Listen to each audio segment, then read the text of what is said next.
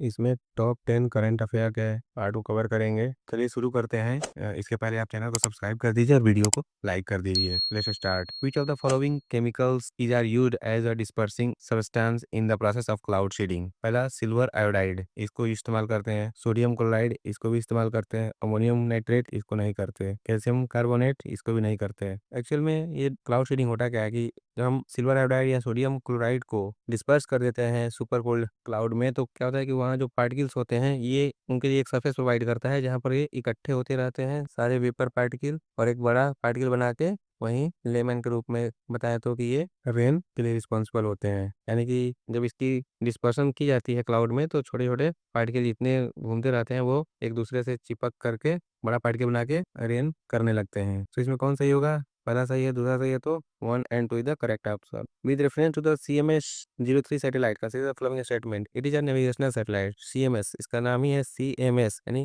communication satellite. communication satellite. तो it is a navigational satellite नहीं. It will be launched to the geosynchronous transfer orbit. ये भी सही है। ये कहाँ पर लॉन्च किया गया? जियोसिंक्रोनस ट्रांसफर ऑर्बिट में, GTO। तो हमें कौन सा सही हो जाएगा? Only 2। Consider the following statement about the intrusion detection system IDS for the protection of elephant. अब एलिफेंट को प्रोटेक्ट करने के लिए जो IDS सिस्टम लाया गया है उसके बारे में देखते हैं कि क्या है। The intrusion detection system uses advance optical fibre sensing technology to detect elephant movement near railway track. ये advance optical fibre sensing technology का इस्तेमाल करता है, बिल्कुल सही बात है। फिर when elephant come close to railway track, the vibration generated by their movement are detected by the sensor cables which then transmit the signal to the control room. ये भी सही है। तो इसमें कौन सा सही हो जाएगा? Both statement 1 and statement 2 are correct and the statement 2 is the correct explanation of the statement 1। ये बिल्कुल सही है। पहला क्वेश्चन देखते हैं। Consider the following statement about Hoyle Narlikar theory of gravity. Hoyle Narlikar theory of gravity क्या कहता है? Hoyle Narlikar theory of gravity propose a creation field or C field. ये बिल्कुल सही है। ये इसके बारे में बात करता है कि ये सी फील्ड क्रिएट करता है, क्रिएशन फील्ड होता है। क्रिएशन फील्ड एक्चुअल में सी फील्ड होता क्या है? ये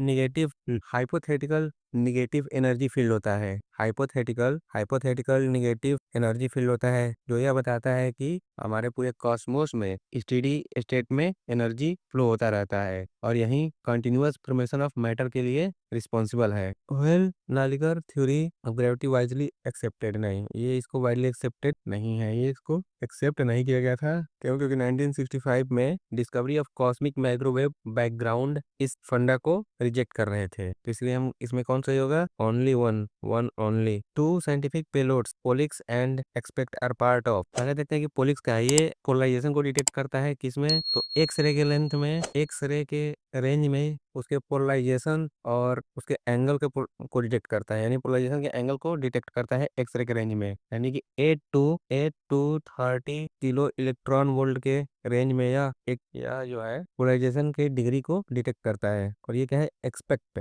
यह स्पेक्ट्रोस्कोपी है जो इंफॉर्मेशन यानी कि स्पेक्ट्रोस्कोपी इंफॉर्मेशन को यह डिटेक्ट करता है। इसका रेंज क्या है? तो 0.8 किलो इलेक्ट्रॉन वोल्ट से 15 किलो इलेक्ट्रॉन वोल्ट तक इसका रेंज है। यानी 0.8 किलो इलेक्ट्रॉन वोल्ट से 15 किलो इलेक्ट्रॉन वोल्ट के मिडिल में यह स्पेक्ट्रोस्कोपिक इंफॉर्मेशन को प्रोवाइड करता है। तो देखते हैं क्या ये two scientific payloads POLIX at the part of, एक किसका पार्ट है? तो ये एक्सपोसैट के पार्ट है, एस्ट्रोसैट के नहीं है। चंद्रयान ऑब्वियसली नहीं है। आदित्य L1 जो है ये तो सन के लिए मिशन है तो वो भी नहीं है। तो किसका हुआ? ये XPoSat. With reference to the high court for union territory consider the following statement. The president may by law constitute the high court for union territory. नहीं, प्रेसिडेंट नहीं बना सकते। कौन बना सकता है? पार्लियामेंट। यहाँ पर parliament by law constitute a high court for union territory. Delhi and Puducherry are the only union territory with their own high court. Delhi के पास तो देयर ओन हाई कोर्ट तो है बट पुडुचेरी के पास हाई कोर्ट नहीं है। इसमें कौन सही हो जाएगा? Option D is the correct answer, neither one not two. अगर हम बात करें तो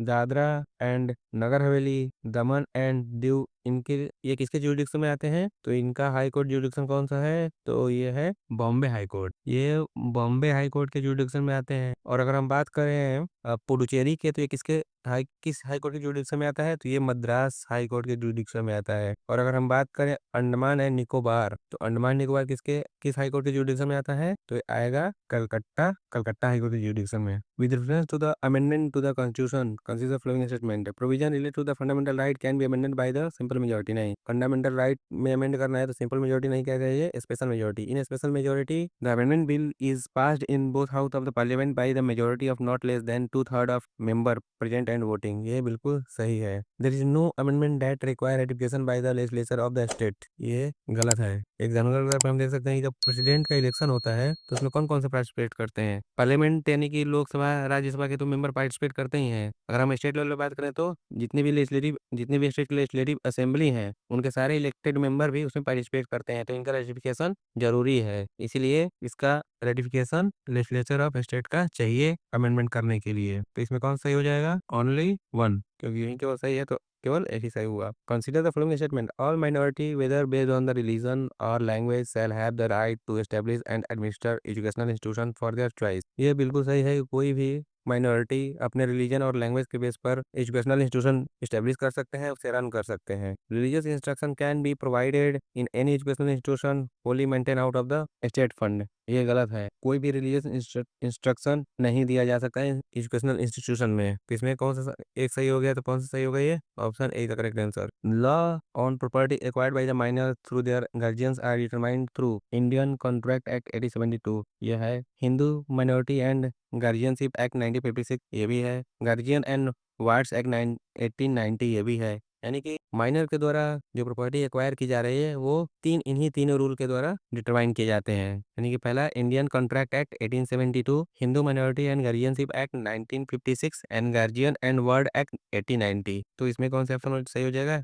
D. The salary and allowances of the member of the parliament are provided in, salary और अलाउंसेस की बात करते हैं तो किसके द्वारा, आर्टिकल 106 के द्वारा। आर्टिकल 105 क्या बताता है, आर्टिकल 105 फिस्ट, याद रखो फिस्ट यानी कि तो ये क्या है, उनके पावर प्रिविलेजेस बताता है आर्टिकल 105। आर्टिकल 104 क्या है, तो वे बिना ओथ के वहां पर ना तो अगर ओथ नहीं लिए हैं तो ना तो उसमें पार्टिसिपेट कर सकते हैं किसी भी पार्लियामेंट में, पार्लियामेंट के किसी भी मतलब सीटिंग में, और ना ही वो वोट कर सकते हैं। तो ये इस बात को बताता है आर्टिकल 104। और आर्टिकल 107 की बात करें तो यह introduction and passing of bill के बारे में बताता है, कैसे बिल इंट्रोड्यूस होगा और कैसे बिल पास होगा, इसके बारे में यह पार्लियामेंट में बताता है। अब जो लोगों ने अभी तक सब्सक्राइब नहीं किया है सब्सक्राइब कर लें और चैनल को और वीडियो को जरूर लाइक कर दें। Thank you for watching.